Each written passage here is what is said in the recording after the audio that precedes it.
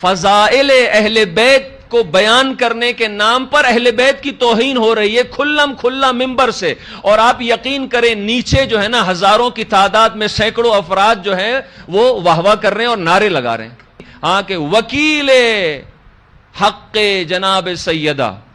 آپ کو کس نے وکیل بنایا ہے؟ وکیل بنانے کے لیے کوئی موکل ہونا چاہیے. آپ خود سے وکیل بن گئے اور آپ صحیح وکالت کر رہے ہیں نہیں کر رہے آپ کو کیا پتا؟ آپ کی وکالت سے مکتب تشیع بدنام ہو رہی ہے. یہ اس ذاکر کا پہلا. دوسرا واقعہ بھی اسی ذاکر کا ہے، آپ کو یہ ویڈیو مل جائے گی. اللہ نے حضرت مریم کو ہٹایا نہیں، فرمایا کیا؟ سورۃ مریم کی آیت ہے، فرمایا اخرجی ھذا بیت العبادت لا بیت الولادت. مریم اب نکلو یہاں سے، یہ عبادت خانہ ہے، زچہ خانہ نہیں ہے.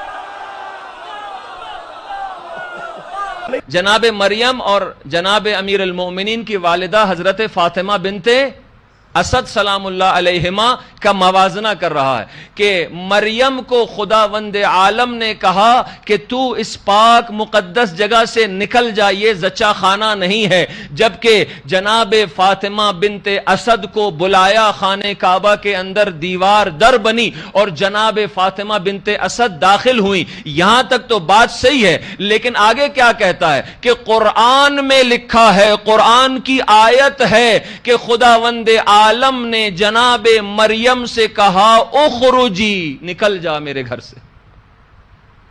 اب میں نے جب قرآن میں سرچ کیا تو اخرجی جیسی کوئی آیت ہی نہیں ملی. یہ آیت پتہ نہیں اس کو کہاں سے مل گئی. ہاں آپ جا کے تلاش کیجئے گا، شاید آپ کو مل جائے، مجھے تو نہیں ملی. یہ آیت جو اس نے خود بیٹھ کر ممبر پہ بنا لی. یہ قرآن کی توہین، اہل بیت کی توہین، ائمہ کی توہین، کس کے نام پر؟ فضائل کے نام پر. تو اب یہ غالی نہیں تو کیا ہے؟ اس کو آپ کیا کہیں گے؟ ایسے فضائل جو نہ کتاب میں ہیں، ایسی آیت جو نہ قرآن میں ہے، اپنی طرف سے بنا لے تو وہ کیا ہو جائے گا؟ محرف قرآن ہو جائے گا، یعنی قرآن کو تحریف کرنے والا بن جائے گا. اور جو خود قرآن کو تحریف کرے اس کا کیا ٹھکانہ ہونا چاہیے، کہاں ہونا چاہیے، وہ آپ خود بہتر جانتے ہیں. یہ حالت ہے ہمارے ممبر کی. اور دوسری بات، یہ تو ایک ذاکر کی مثال پیش کی. اب ہم اپنے ہم صنف لوگوں کی جن کا تعلق ہماری صنف سے ہے، یعنی جو امامہ رکھتے ہیں، جو حوزہائے علمیہ، اگر میں کچھ غلط بولتا ہوں بے شک آپ کھڑے ہو کر، میں نے کہا ہے کہ آپ کھڑے ہو کر سوال کریں، آپ تنقید کریں، بالکل کریں. مجھے بھی حق ہے، آپ کو بھی حق ہے. نہ مجھے تنقید کے حق سے کوئی روک سکتا ہے، نہ آپ کو کوئی روک سکتا ہے. جب آپ ممبر سے غلط بات کریں گے تو آپ پر تنقید ہوگی، آپ تیار رہیں. یا تو سوچ کر بولیں، تحقیق کر کے بات کریں ممبر سے، تاکہ کوئی بات ہمارے چونکہ میں جب بولوں گا، یعنی میں سے مراد مجھ جیسے امامہ رکھنے والے افراد، میں تو ایک چھوٹا سا طالب علم ہوں، لیکن جو امامہ رکھنے والے افراد ممبر سے بولیں گے تو نتیجہ کیا نکلے گا؟ مکتب تشیع کا نام آئے گا. میں فقط ایز اے وجدانی عرض نہیں کر رہا ہوں.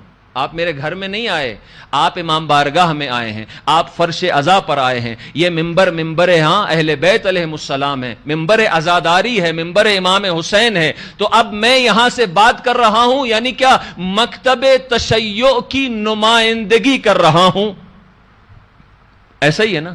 دنیا مجھے، آپ سمجھے نہ سمجھے، لیکن جو ہمارے مد مقابل جو دوسرے فرقے ہیں وہ علماء کو مکتب اہل بیت کا نمائندہ سمجھتے ہیں. یعنی آپ جو بات کریں گے مکتب اہل بیت کے بارے میں بات کر رہے ہیں. تو اب امامہ والا ایک مومن بڑے انتہائی قابل احترام میرے نزدیک، لیکن قابل تنقید ہے. انہوں نے ایک مثال پیش کی تھی، گاڑی کی مثال آپ کو یاد ہے نا؟ ایک اور سن لیجئے گا، مثال پیش کر رہا ہوں. یہ زندگی جو ہے نا، یہ گاڑی کے مانند ہے. سب لوگوں نے یہی لکھا کہ زندگی کی گاڑی بالکل صحیح چلتی رہتی ہے اگر انسان کو گاڑی چلانا آتی ہو. جب انسان گاڑی چلاتا ہے نا تو جو گاڑی چلانا جانتے ہیں، اسٹیئرنگ ویل ہاتھ میں ہوتا ہے اور گیئر ہوتا، اس میں 5 گیئر ہوتے ہیں. 5 گیئر ہوتے ہیں. جب انسان گیئر صحیح لگاتا رہے تو گاڑی چلتی رہتی ہے. اور 3 پیڈل ہوتے ہیں.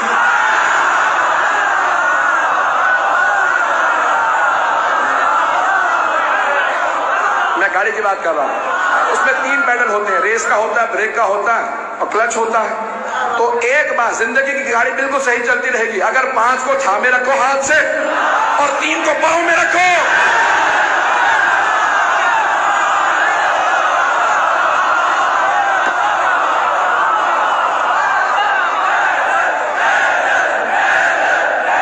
ہاں کہ اسٹیئرنگ آپ کے ہاتھ میں, 3 چیزیں آپ کے پاؤں میں.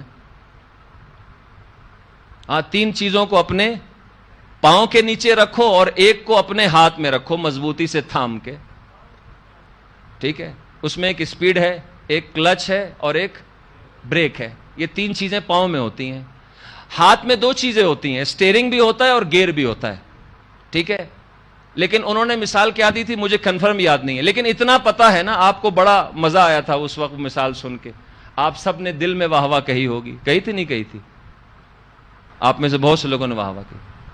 اگر اسی مجلس میں ایک اہل سنت کھڑا ہو کر پوچھ لے آپ سے کہ جناب اس مثال کو آپ ذرا اپلائی کریں کہ یہ جو ایک جس کو آپ نے تھام کے رکھا ہے وہ کون ہے اور جو آپ کے پاؤں کے نیچے ہے وہ کون ہے, ذرا ان کی وضاحت کر دیں. وضاحت کر سکیں گے؟ جی بتائیے, وضاحت کر سکیں گے؟ نہیں کر سکیں گے.